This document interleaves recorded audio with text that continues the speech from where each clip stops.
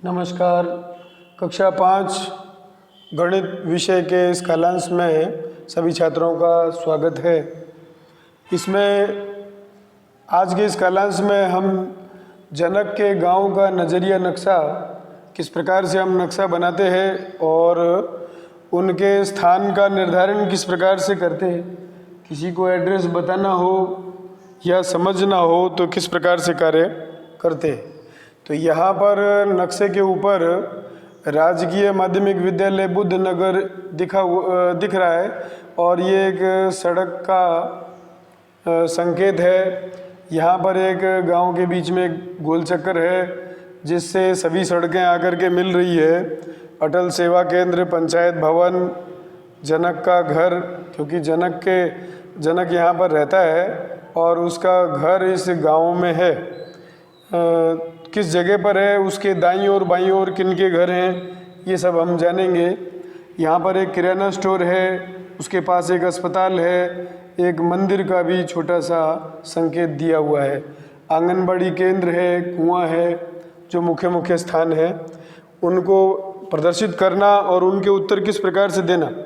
जनक का घर के दाईं ओर कौन कौन से स्थान हैं, तो हम जनक के घर के सामने अगर खड़े हैं तो दाईं ओर वहाँ पर खड़े होकर अपने दायां हाथ किस तरफ है, दाहिनी ओर का एरिया कौन सा, ये दाहिनी ओर का। तो पंचायत, इसका उत्तर है पंचायत भवन, अटल सेवा केंद्र। तो यहाँ पहले प्रश्न का उत्तर हम लिख सकते हैं। पहले प्रश्न का जो उत्तर है, जो दाहिनी ओर के जनक के घर के दाईं ओर कौन कौन से स्थान हैं, तो ये जनक का घर है, दाहिनी ओर पंचायत भवन। तो यहाँ हम लिख सकते हैं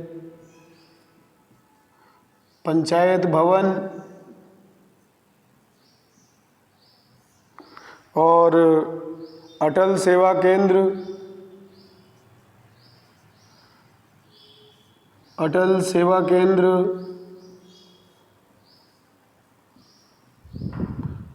और तीसरा है राजकीय माध्यमिक विद्यालय बुद्ध नगर, राजकीय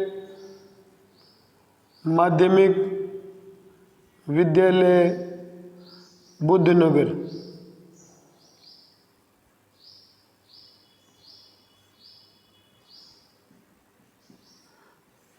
तो हम देखें इस गांव का नाम बुद्ध नगर है, जनक का घर, और इसको जनक का गांव बोला गया है, गांव का नाम नहीं है। तो जनक का गांव, ये इस गांव का नाम नहीं, गांव का नाम है बुद्ध नगर। और उसके अंदर की हम चर्चा कर रहे हैं। पहले प्रश्न का उत्तर हमारा हो गया है। दूसरे प्रश्न में कहता है जनक के घर के बाईं ओर कौन कौन से स्थान है। दाईं ओर के स्थान, जो जनक का घर है उसके दाईं ओर के सभी स्थानों को हमने लिख दिया। बाईं ओर में हमें लिखना है प्रेम का घर।